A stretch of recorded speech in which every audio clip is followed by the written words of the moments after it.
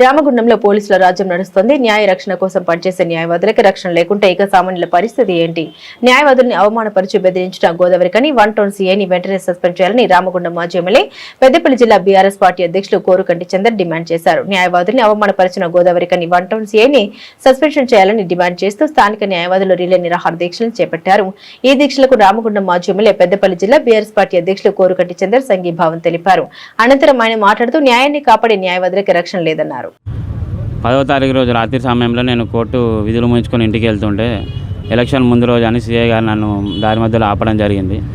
ఆపినాక నా దగ్గర డబ్బులు ఉన్నాయి తీయండి అని చెప్పి గవర్నమెంట్ కంటే తీసే 47,500 నా దగ్గర డబ్బులు ఉన్నాయి, ఎక్కడ ఈ డబ్బులు అని అడిగితే నేను నా క్లయింట్కి సంబంధించిన డబ్బులు మ్యాట్రిమోనీ ఇష్యూకి సంబంధించిన డబ్బులు అంటే లేదు నువ్వు ఎలక్షన్ పంచుతున్నావు అని చెప్పి సీఐ గారు చెప్పింది. లేదు అట్లాంటిది ఏమి లేదు, మీరు కోర్టుకు రండి.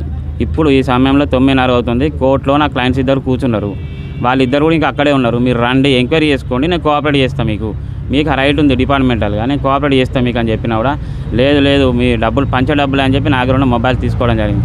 తీసుకొని నాకు వచ్చే కాల్ షిఫ్ట్ చేసి ఎల్మినార్ జెండా దగ్గరికి మీరు అందరు రండి, డబ్బులు వంచుతున్నా, ఫలానా అభ్యర్థి పేరు మీద ఫలానా పార్టీ తరఫున డబ్బులు వంచుతున్నాం, మీరు రండి అని చెప్పి మాట్లాడితే మీరు ఒక సీఐ హోదాలో ఉండి అట్లా మాట్లాడడం కరెక్ట్ కాదు, నేను న్యాయవాదిని అడ్వకేట్ను, మీరు ఎంక్వైరీ చేసుకోండి, నేను సిద్ధంగా ఉన్నా, డిపార్ట్మెంటల్ ఎంక్వైరీగా నేను రెడీగా ఉన్నా అని చెప్పడం జరిగింది.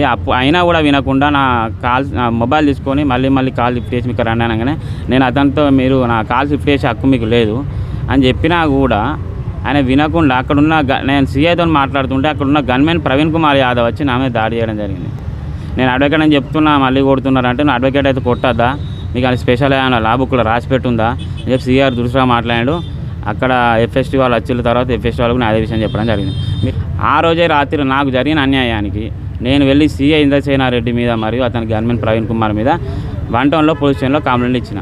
వాళ్ళు ఏమన్నారంటే కంప్లైంట్ ఇచ్చినాక మా సిస్టమ్ పనిచేస్తలేదు, మా కంప్యూటర్లో పనిచేస్తలేదు, మీరు రిసీవ్డ్ కాపీ ఇయ్యం, ఫోటో తీయమంటే ఫోటో తీయలే.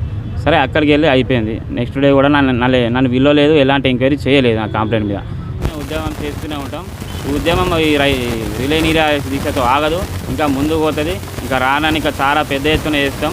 అప్పటివరకు తెచ్చుకోకండి, వెంటనే స్పందించండి. మీరు అధికార పార్టీ నాయకులు ఎవరైనా ఏమన్నా ఉన్నా కూడా మీరైనా సరే ముందుకు సెలవు తీసుకొని ముందుకు చేయండి. అప్పుడు కూడా మాకు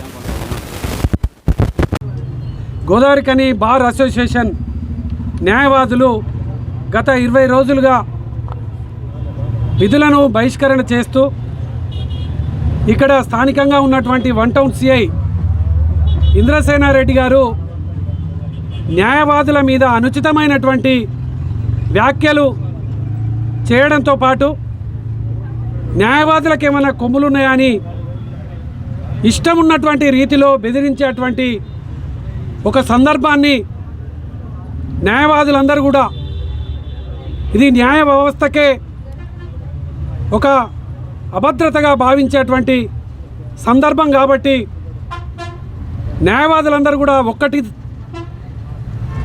అయిపోయి ఈరోజు ఈ యొక్క రిలే నిరాహార దీక్షలను ప్రారంభం చేసి సిఐ 1 టౌన్ సిఐ పైన వెంటనే చర్యలు తీసుకోవాలి, ఆయనను సస్పెండ్ చేయాలి. ఈ యొక్క సమాజంలో ఇటువంటి సందర్భం మళ్ళీ పునరావృతం కాకుండా ఉండాలని రామగుండం నియోజకవర్గంలో ఉన్నటువంటి గోదావరికని బార్ అసోసియేషన్ సభ్యులు గత 20 రోజులుగా విధులను బహిష్కరణ చేస్తూ మాకు న్యాయం జరగాలి, మాకే రక్షణ లేకపోతే ఇంకా న్యాయ వ్యవస్థకు ఎక్కడ రక్షణ దొరుకుతుంది, ఇక్కడ ప్రజలకు ఇంకా ఎక్కడ రక్షణ దొరుకుతుందని ఇలా న్యాయవాదులు విధులను బహిష్కరణ చేస్తూ ఉన్నారు. మరి దీని మీద ఇప్పటి వరకు పోలీసు యంత్రాంగం కానీ ఇక్కడ ఉన్నటువంటి పాలకులు కూడా స్పందించకపోవడం అనేది నిజంగా చాలా దుర్మార్గం. ఈ ప్రజాపాలన అని పేరుకు చెప్పి పరిపాలన చేస్తున్నటువంటి రేవంత్ రెడ్డి మరి కింది స్థాయిలో ఏం జరుగుతుంది? ఇక్కడ స్థానికంగా గెలిచినటువంటి ఎమ్మెల్యే రాజ్ ఠాకూర్ మక్కన్ సింగ్ గత 20 రోజులుగా న్యాయవాదులు మాకు అవమానం జరిగింది, మేము ఈ యొక్క న్యాయ వ్యవస్థను రక్షించాల్సినటువంటి వాళ్ళమే, మాకు ఇక్కడ పోలీస్ వ్యవస్థ ఇబ్బంది పెడుతున్నదని నిరసన చెప్తా ఉంటే కూడా కనీసం స్పందించకపోతే అసలు నిన్ను ఎమ్మెల్యేగా నిన్ను ఈ సమాజం ఎందుకు గెలిపించినట్టు? నీకు ఎప్పటికీ హైదరాబాదులో నీకు ఇక్కడ గోదావరిఖనిలో ఉన్న పరిస్థితి అర్థమవుతలేదా? 20 రోజుల నుంచి వెళ్ళి కోర్టు బహిష్కరణ గురి అవుతుంటే, కోర్టులో న్యాయవాదులు ఎవరికి పోతుంటే ఇప్పటికీ నీకు అర్థమవుతలేదా? అసలు నువ్వు ఏం ఆలోచన చేస్తున్నావు? గోదావరిఖనిలో పోలీసులతోని అందరినీ మా పార్టీ వాళ్ళనైతే కేసులు పెట్టిస్తానో కావచ్చు, న్యాయవాదులు నీకు ఏం చేసిర్రు? న్యాయవాదులు నీకు ఏం అన్యాయం చేసిర్రు? నీకు నిజంగా చిత్తశుద్ధి ఉంటే, పరిపాలన మీద ఎమ్మెల్యే రాజ్ ఠాకూర్ మక్కన్ సింగ్కు అవగాహన ఉంటే వీళ్ళకు వెంటనే సిఐతోని క్షమాపణ చెప్పించి ఆయనను వెంటనే సస్పెండ్ చెప్పి, అప్పుడు నీకు న్యాయ వ్యవస్థ మీద గౌరవం ఉన్నట్టుగా ఈ సమాజం భావిస్తుంది, మేమందరం కూడా భావిస్తాం. ఈ యొక్క పరిపాలనలో న్యాయ వ్యవస్థ కూడా పరిపాలనలో ఒక భాగం కాదా? మరి నీకు తెలియదా? ఇది అవగాహన లేకపోవడం అనేది నిజంగా చాలా విచారకరం, బాధాకరం. ఇప్పటికైనా రాజ్ ఠాకూర్ మక్కన్ సింగ్ దీని మీద స్పందించాలి. నాకేదో సంబంధం లేదని భావిస్తే విడిచిపెట్టది ఈ సమాజం. నీకే సంబంధం ఉన్నది, నువ్వే ఎమ్మెల్యే ఇక్కడ, నీకే అన్నిటి మీద బాధ్యత ఉంటుంది. నువ్వు తప్పించుకొని తిరుగుతా అంటే ఈ సమాజం నిన్ను విడిచిపెట్టదు. వెంటనే దీని మీద రాజ్ ఠాకూర్ మక్కన్ సింగ్ స్పందించాలి.